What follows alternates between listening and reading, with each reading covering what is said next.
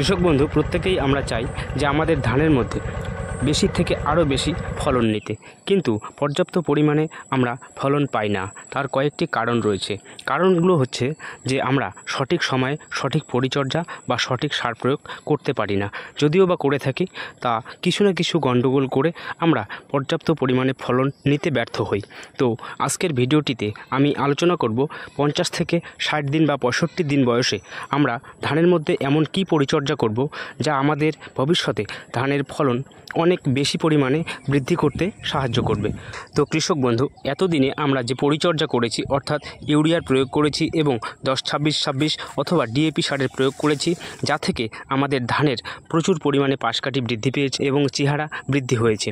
তো এখনও যদি আপনার ধানের চেহারা যথেষ্ট পরিমাণে বৃদ্ধি না হয়ে থাকে, তাহলে আমার চ্যানেলে এই ভিডিওটি আপনি দেখতে পারেন। তো আপনার ধানের চেহারা যদি পর্যাপ্ত পরিমাণে হয়ে গেছে, তাহলে এখন যদি আপনার ধানের বয়স 45 দিন পেরিয়ে গেছে, অর্থাৎ 50 দিন বা 55 দিন চলছে, তাহলে আপনি এই সময় কি ধরনের পরিচর্যা করবেন যা আপনাদের ধানের ফলন বৃদ্ধিতে বিশেষভাবে কার্যকরী হবে। তো এর জন্য আপনাকে অবশ্যই কয়েকটি সার প্রয়োগ করতে হবে, যে সারগুলি এই সময় অর্থাৎ 50 দিন বা 60-65 দিন বয়সে প্রয়োগ করা বিশেষ গুরুত্বপূর্ণ।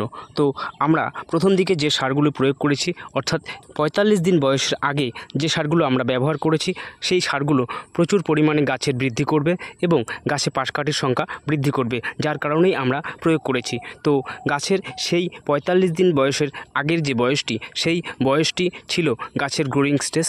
এই গ্রোয়িং স্টেজে আমরা এই সারগুলো ব্যবহার করেছি এবং এই 45 দিনের পরবর্তী সময়, অর্থাৎ 50 দিন থেকে 80 দিন বা 90 দিন বয়স পর্যন্ত আমাদের গাছের গ্রোয়িং স্টেজের পরবর্তী স্টেজ, অর্থাৎ ফ্লাওয়ারিং স্টেজ অথবা ফ্রুটিং স্টেজ চালু হয়ে যায়, যেটাকে আমরা প্রজনন স্টেজ বলে থাকি।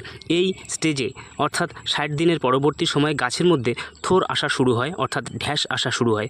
এই প্রজনন স্টেজে আমরা এমন কিছু সার ব্যবহার করব, যে সারগুলো গাছের মধ্যে প্রচুর পরিমাণে ফুল ও ফলের বৃদ্ধি করবে এবং ধানের মধ্যে যে থোর আসতে চলেছে, অর্থাৎ ঢ্যাস আসতে চলেছে, সেই থোরের ভেতরে পর্যাপ্ত পরিমাণে লম্বা একটি ধানের শীষ তৈরি করতে সাহায্য করবে এবং সেই শীষের মধ্যে প্রচুর পরিমাণে দানা তৈরি করতেও সাহায্য করবে এবং ধানের পর্যাপ্ত পরিমাণে ফলন নিতে সাহায্য করবে। তো এর জন্য আমরা এই সময় কয়েকটি গুরুত্বপূর্ণ সার ব্যবহার করতে বাধ্য, কারণ না হলে আমাদের ধানের ফলন খুবই কম হতে পারে। তো এর জন্য আমাদের প্রথমেই যে সারটি নিতে হবে, সেটি হচ্ছে ফসফেট এবং পটাশ জাতীয় সার।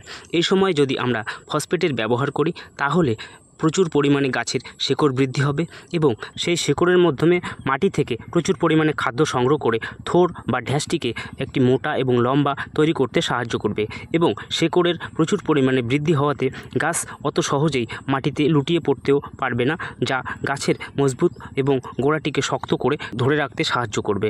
এর জন্যই আমাদের এই সময় ধানের মধ্যে ফসফেটের প্রচুর পরিমাণে প্রয়োজন রয়েছে।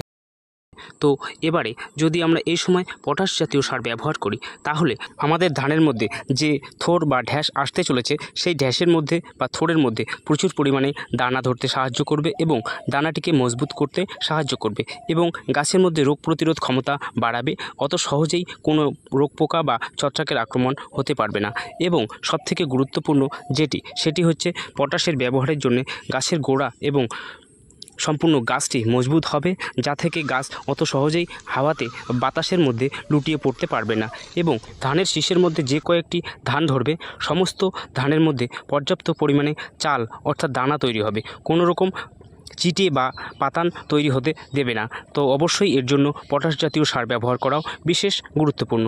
তো পটাশ এবং ফসফেটের মিশ্রণে তৈরি এনপিকে সার যদি আমরা এই সময় ব্যবহার করি, তাহলে অবশ্যই ধানের মধ্যে এনপিকে 0-52-34 এই সারটি ব্যবহার করতে হবে।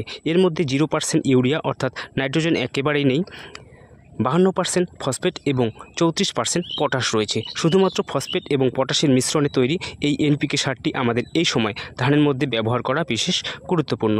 এটি যদি আপনি ব্যবহার করেন, তাহলে প্রতি একরে 1 থেকে 1.5 কেজি আপনাকে ব্যবহার করতে হবে।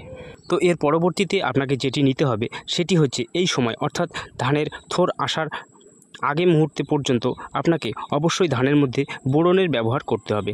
এই সময় বোরনের ব্যবহার করলে ধানের মধ্যে যে থোড় আসতে চলেছে সেই থোড়ের মধ্যে প্রচুর পরিমাণে ফুল আসবে এবং সেই ফুলের পরাগায়ন প্রক্রিয়াকে সম্পূর্ণ করবে, অর্থাৎ পরাগায়ন প্রক্রিয়া বৃদ্ধি করবে, যা থেকে আমাদের ধানের মধ্যে দানার পরিমাণ বৃদ্ধি পাবে এবং কোনো দানাই পাতান বা চিটে পড়তে পারবে না। তাই এই মুহূর্তে ধানের মধ্যে বোরনের ব্যবহারটাও বিশেষ গুরুত্বপূর্ণ।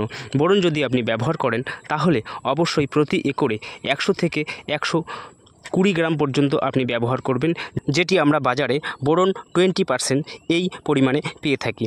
এই বোরনটি আমরা অবশ্যই ধানের মধ্যে স্প্রে করতে পারি। তো এর পরবর্তী সময় যেটি আপনাকে অবশ্যই নিতে হবে, কারণ এই সময় ধানের মধ্যে প্রচুর পরিমাণে পোকার আক্রমণ দেখা যায়, অর্থাৎ 45 দিনের পরবর্তী সময়ে ধানের মধ্যে পাতা খাওয়া পোকার আক্রমণ লক্ষ্য করা যায়। তো পাতা খাওয়া পোকা বা পাতামোড়া পোকার আক্রমণ প্রচুর পরিমাণে লক্ষ্য করা যায়। এছাড়াও এর সাথে সাথে আমরা ধানের মধ্যে মাজরা পোকার আক্রমণ এবং কাণ্ড ছিদ্রকারী পোকার আক্রমণও লক্ষ্য করতে পারি ঠিক এই সময়। তাই এই সময় এই ধরনের পোকাগুলোকে নিয়ন্ত্রণ করতে হলে অবশ্যই একটি কীটনাশকের ব্যবহার করতে হবে। এই পোকাগুলোকে নিয়ন্ত্রণের জন্য আপনি অবশ্যই হামলা 550 এই কীটনাশকটি ব্যবহার করতে পারেন, অথবা কোরাজেন এই কীটনাশকটিও ব্যবহার করতে পারেন। আর যদি আপনি ধানে গ্রোয়িং স্টেজে অর্থাৎ 45 দিনের আগের বয়সে 30 থেকে 35 দিন বয়সে আপনি যদি ফাটেরা ব্যবহার করেছেন, তাহলে আপনার ধান খেতে এই ধরনের পোকাগুলোর আক্রমণ অবশ্যই কম হবে। এই কারণে আপনার ধান ক্ষেতের প্রয়োজন অনুসারে আপনি কীটনাশকটি ব্যবহার করতেও পারেন, না করতেও পারেন। তো অবশ্যই এই ধরনের সারগুলি এবং কীটনাশকগুলি এই সময় ব্যবহার করে ধানের ফলন বাড়াতে পারেন। তাই প্রচুর পরিমাণে ফলন নিতে অবশ্যই এই ধরনের কীটনাশক এবং সারগুলি ব্যবহার করার চেষ্টা করবেন। তো কৃষক বন্ধু, পরবর্তী আলোচনা করার আগে আপনার কাছে প্রত্যেকবারের মতো আবারও অনুরোধ, আপনি যদি আমার এই চ্যানেলটি এখনও সাবস্ক্রাইব না করে থাকেন, তাহলে নিয়মিতভাবে এই ধরনের কৃষি বিষয়ক ভিডিও পাওয়ার জন্য অবশ্যই ভিডিওর নিচে কালো রঙের সাবস্ক্রাইব বটনটিতে ক্লিক করে চ্যানেলটিকে সাবস্ক্রাইব করে দেবেন এবং ভিডিওটি ভালো লাগলে একটি লাইক করতে ভুলবেন না। তো চলুন পরবর্তী আলোচনায় যাওয়া যাক। এবারে কৃষক বন্ধু, এই সময় অর্থাৎ এই ফ্লাওয়ারিং স্টেজে আপনাকে কোন কাজগুলি করা যাবে না? অবশ্যই এই সময় কোনোভাবেই ইউরিয়ার ব্যবহার করা যাবে না। আপনার ধানের বৃদ্ধিকে এই সময় থামিয়ে দিতে হবে, তাহলেই আপনার ধানে পর্যাপ্ত পরিমাণে থোড় আসবে এবং সেই থোড়ের ভেতরে সৃষ্টি অবশ্যই লম্বা হবে এবং দানায় পরিপূর্ণ হবে। এবং দ্বিতীয়ত, আপনাকে অবশ্যই ফ্লাওয়ারিং স্টেজে অর্থাৎ যখন ধানের মধ্যে ফুল আসতে শুরু করবে সেই সময় কোনো রকম কীটনাশক বা ছত্রাকনাশকের প্রয়োগ করা যাবে না। এই সময় যদি আপনি কোনো রকম কেমিক্যালের ব্যবহার করেন, তাহলে ধানের ফুলে অবশ্যই ক্ষতি হতে পারে এবং ধানের ফলন বৃদ্ধি হওয়ার পরিবর্তে অনেকটা কমে যেতে পারে। তাই অবশ্যই আপনাকে ওই সতর্কতা অবলম্বন করতে হবে। এবারে কৃষক বন্ধু, প্রথম থেকে অর্থাৎ চারা রোপণ থেকে এই 60 দিন বা 65 দিন বয়স পর্যন্ত পর্যাপ্ত পরিমাণে পরিচর্যা করার পর ধানের থোড় আসা বা শীষ বের হওয়া থেকে যথেষ্ট পরিমাণে আপনি পরিচর্যা করেছেন এবং তার পরবর্তী সময় কী ধরনের পরিচর্যা করলে এই সম্পূর্ণ ফলনটি আপনি নিতে পারবেন, তার জন্য অবশ্যই পরবর্তী ভিডিওতে আলোচনা করব।